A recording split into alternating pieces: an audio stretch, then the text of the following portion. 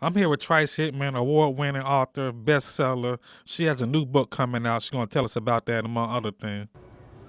So tell us about your new book. My newest novel is called Looking for Trouble, and it is a story that blends the past with the present through two characters who have the gift of prophecy. Tell about your past book that you just wrote in February. Oh, my previous novel, my fourth novel called Breaking All My Rules, was a story about two people from different walks of life who come together to find love. It's a story about looking outside your comfort zone to find what's really important to you. I have always been an avid reader. Since I was 3 years old, I've been reading books. But it wasn't until my junior year at Winston-Salem State that I thought about writing, actually. I enrolled in an advanced English literature course that focused on African American female literary writers and poets, and I was introduced to a wonderful world of writing by women who looked like me, writing stories that I could identify with, in communities that I was familiar with, and characters that I could connect to. And so I thought, I could write those kinds of stories too. So that really is what inspired me. But I suffered from writer's block for almost 20 years before I was able to write my first novel, Unexpected Interruptions. So the writing process, is it easy for you or hard for you?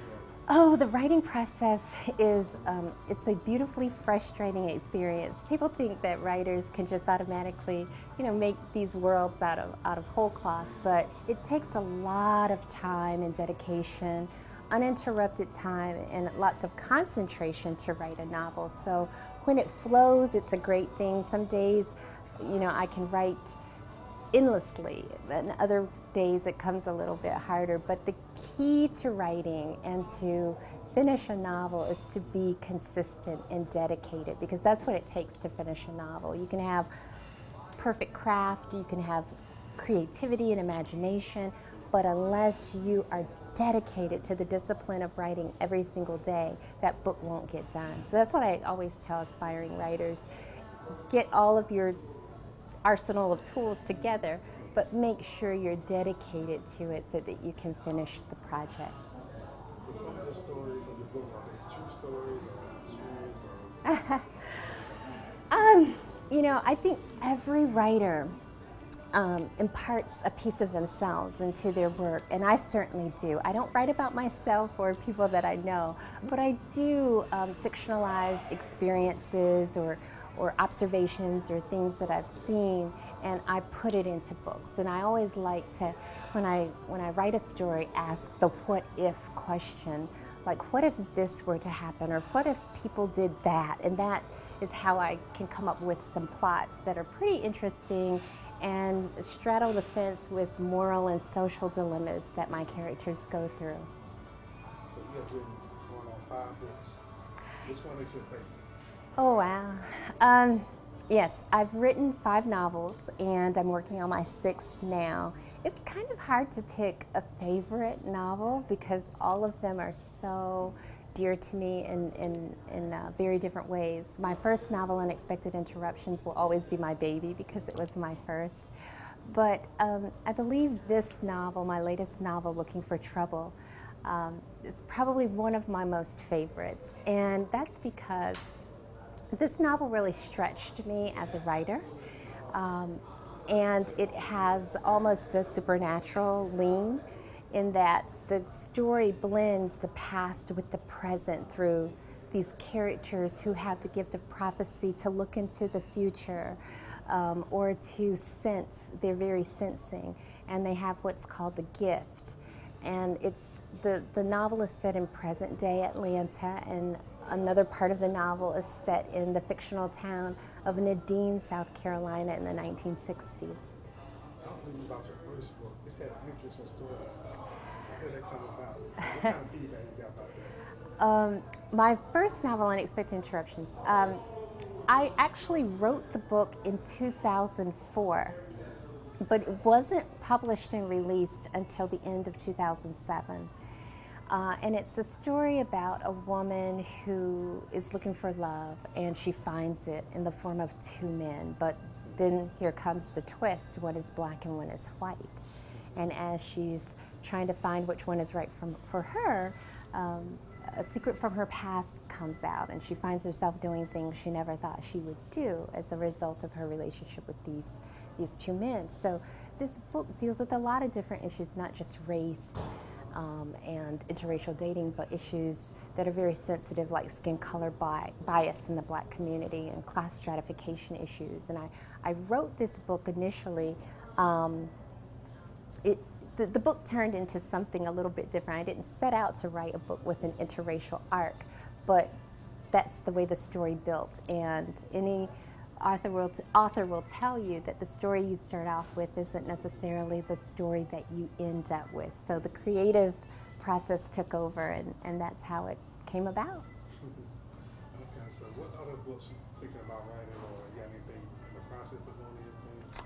Yes, I have storylines written for 7 additional novels, so that's going to keep me pretty busy. The 6th book that I'm working on is titled When Trouble Finds You, and it is the follow-up to Looking for Trouble, and it continues the saga of the Small family. That's the last name of the family, the Smalls, and how now that they are in present day time, the I guess dilemmas that they're facing now with family, holding their family together, and the struggles that they go through to find love.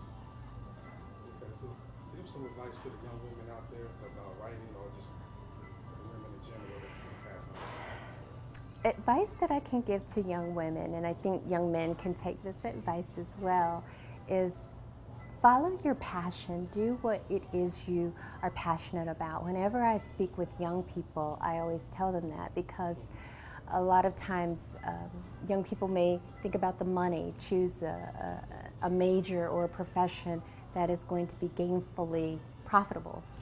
But never chase money, chase your dream, because if you pursue something with passion, you're going to do well, you're going to succeed, and the money will come. So never go after the money, always go after your passion, be dedicated to it.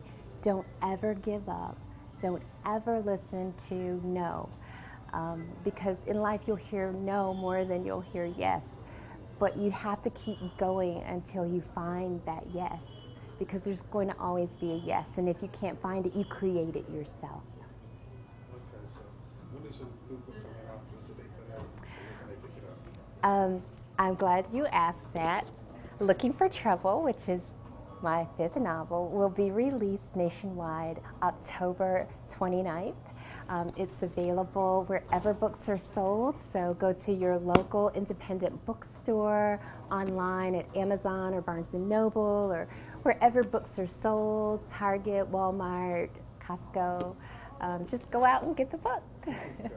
But your Winston-Salem State grad is homecoming, so how do you feel about Winston-Salem homecoming? Oh, I'm so excited about homecoming. It's always great to come back to Winston-Salem and be with the Mighty Rams and CIAA champions. There we are.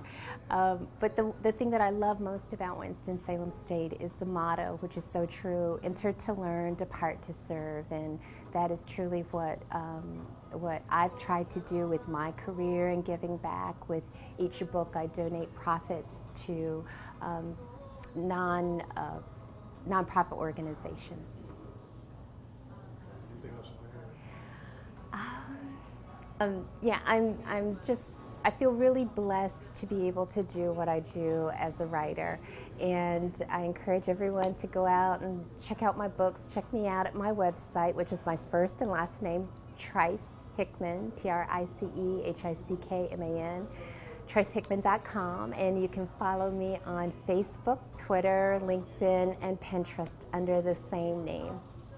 Okay, thank you very much. Thank you.